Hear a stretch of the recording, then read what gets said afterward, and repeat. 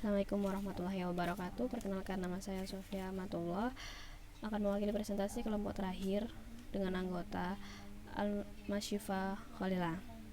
Pada hari ini saya akan menjelaskan hasil presentasi yang telah kami buat dengan tema nilai keadilan sebagai dasar pengembangan ilmu. Yang pertama adalah pengertian keadilan. Keadilan adalah kondisi kebenaran ideal secara moral mengenai sesuatu hal, baik menyangkut benda atau orang. Menurut sebagian besar teori, keadilan memiliki tingkat kepentingannya besar. Keadilan adalah kelebihan virtu pertama dari institusi sosial, sebagaimana halnya kebenaran pada sistem pemikiran.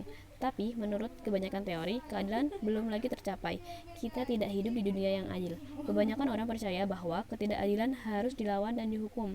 Dan banyak gerakan sosial dan politis di seluruh dunia yang berjuang menegakkan keadilan. Tapi banyaknya jumlah dan variasi teori keadilan memberikan pemikiran bahwa tidak jelas apa yang dituntut dari keadilan dan realita ketidakadilan. Di samping itu, pada penerapannya, keadilan sendiri harus sesuai proporsionalitas. Sebagai contoh, akan tidak adil apabila 3 anak dengan tinggi yang berbeda diberikan satu kursi yang sama. Dengan demikian, keadilan haruslah media yang meletakkan segala sesuatunya pada tempatnya. Menurut Kamus Besar Bahasa Indonesia, kata adil berarti tidak berat sebelah atau tidak memihak atau sewenang-wenang. Yang kedua adalah nilai keadilan sebagai dasar nilai pengembangan ilmu. Berdasarkan nilai keadilan, pengembangan ilmu, pengetahuan, dan teknologi harus menjadi keseimbangan dan keadilan dalam kehidupan manusia, yaitu keseimbangan dan keadilan dalam hubungan antara manusia dengan sesamanya, manusia dengan penciptanya, dan manusia dengan lingkungan di mana mereka berada. Pengembangan ilmu pengetahuan yang berkeadilan harus dapat teraktualisasi dalam pengelolaan kekayaan alam sebagai milik bersama bangsa Indonesia untuk memakmurkan rakyat. Yang ketiga, nilai keadilan menurut pendapat beberapa tokoh. Menurut Plato, keadilan diumpamakan pada diri manusia, sehingga yang adil adalah orang yang bisa mengendalikan diri dan perasaan dengan akalnya. Menurutnya, keadilan hanya dapat ada di dalam hukum dan perundang-undangan yang dibuat oleh para ahli yang khusus memikirkan hal itu. Untuk istilah keadilan ini, Plato menggunakan bahasa Yunani dikaosune yang berarti lebih luas, yaitu mencakup moralitas individual dan sosial. Penjelasan tentang tema keadilan diberi ilustrasi dengan pengalaman saudagar kaya bernama Cephalus.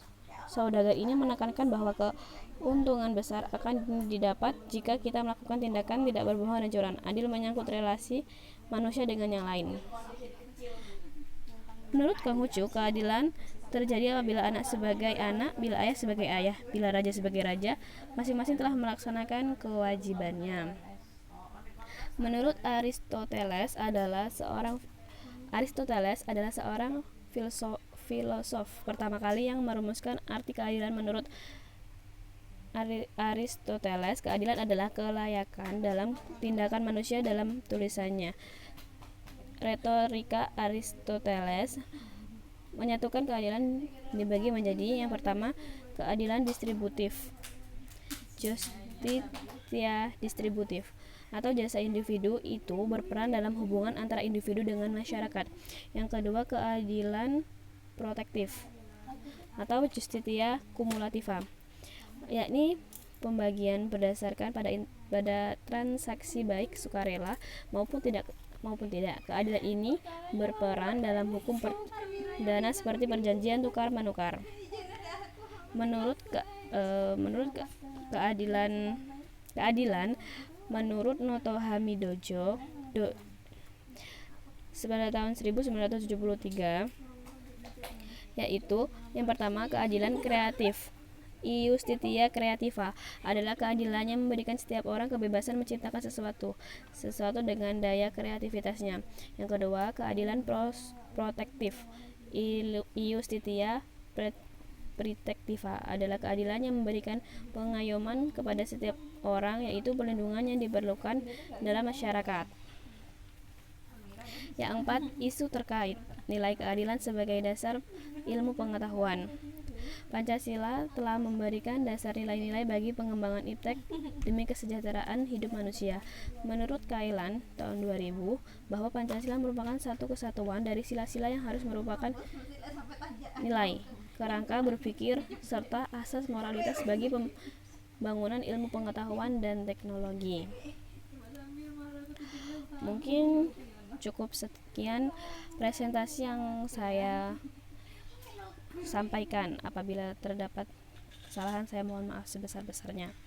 Wassalamualaikum warahmatullahi wabarakatuh.